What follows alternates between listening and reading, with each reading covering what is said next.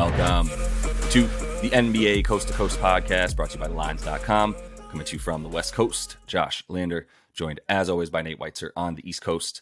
And we've got playa props here for you guys on a Thursday night, 6-game slate to choose from. We've also got a couple game videos up for you tonight, so make sure you get like and subscribe to that page. You can check out all the content we are bringing you each and every weekday this season. Also head to thelines.com. You can check out all the great written content we have there for you guys and use that odds finder tool. Nate and I are using that every morning.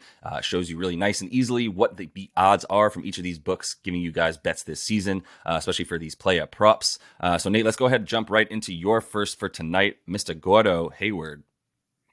Yeah, Charlotte coming off beating your Knickerbockers with Gordo leading the way. And he's really been pretty good in his last 10 here. Half of them basically without LaMelo. He's averaging 20 points, 5 rebounds, 5 assists in that span. That includes 19, 5, and 6 against Detroit in the game where LaMelo got hurt. You look at his splits since last season without LaMelo. Points per game go up 3 to 17.5. The usage rate goes up from 19.5 to 23%. Plays a few more minutes as well. Only twice in this 10-game span has he failed to score 16, which is where his prop is at 16.5. And that was against matchups against Mikal Bridges and Kevin Durant. It's pretty much the toughest you can get there for a small forward. But otherwise, yeah, he's knifed through bad defenses, and Detroit is the second worst defense in the league. They've already ruled out Bojan, Alec Burks, Isaiah Stewart.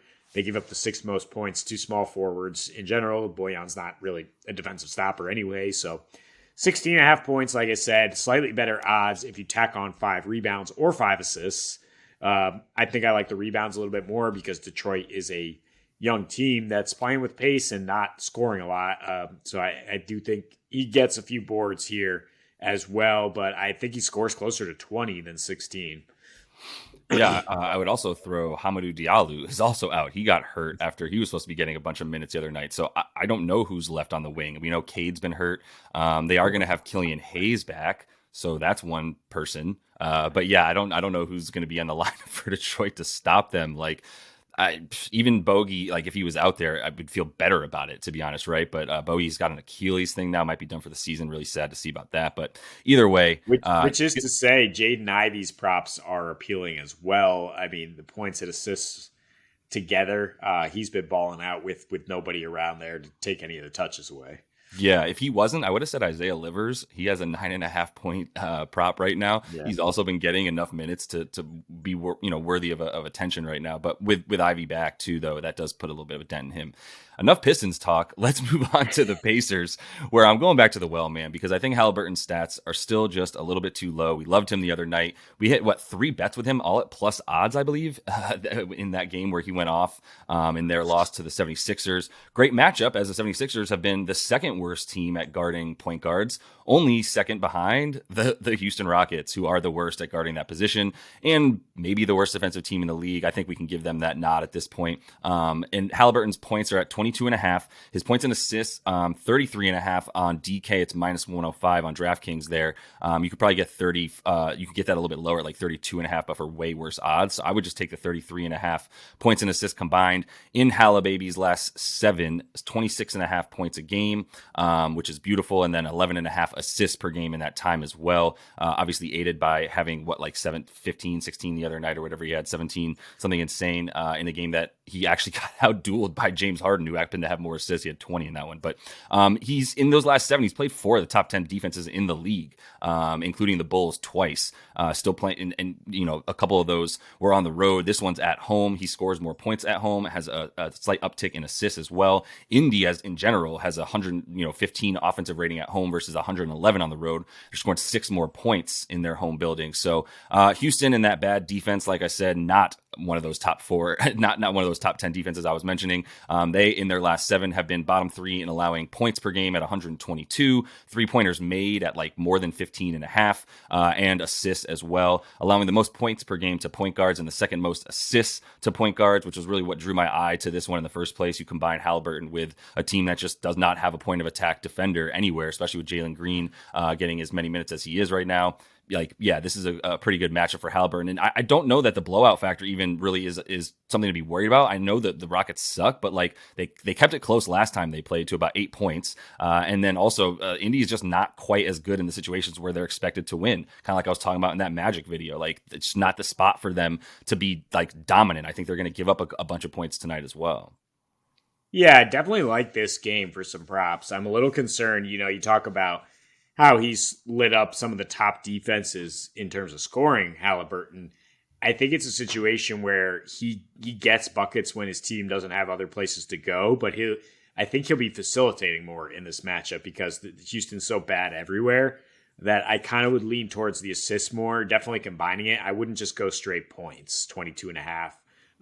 Because you look at some of his lines against like Portland, Sacramento, like other Utah, other really bad defenses, and he's getting double-digit dimes, but I don't know if he's going to have that same usage rate to score, but the threes and the assists are definitely in play for our guy.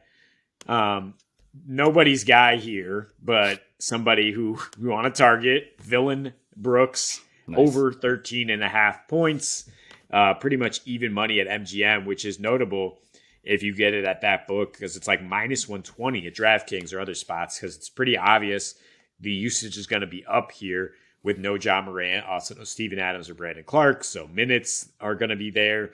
It's against the Warriors, which is a testy rivalry, and Brooks loves to insert himself into those spots. He's going to have to try to back up his mouth here because he's going to be the number 2A option with Triple J here. His last 6 in the regular season against Golden State, I emphasize that because he's not very good in the playoffs, but 16 points per game on a 24% usage rate, and his usage rate goes up to 29% when Ja is out. 9 without Ja this season, he's getting 19 points per game. So also about 3.5 boards and 3 assists. If you want to make it 18.5 PRA, I think that's fine. And there should be stats all over the place here with Golden State playing at an insane pace and just being absolutely abysmal on defense on the road. Just, shake your head again. I can't believe they gave up 141 to the Thunder without their second best player. Without Andrew Wiggins on the season, they now have a 124 defensive rating on the road, and Wiggins is the guy who would have been guarding Brooks, so now he'll work against Kuminga and other maybe even smaller guards as he tries to pick up the slack here without Ja. Yeah,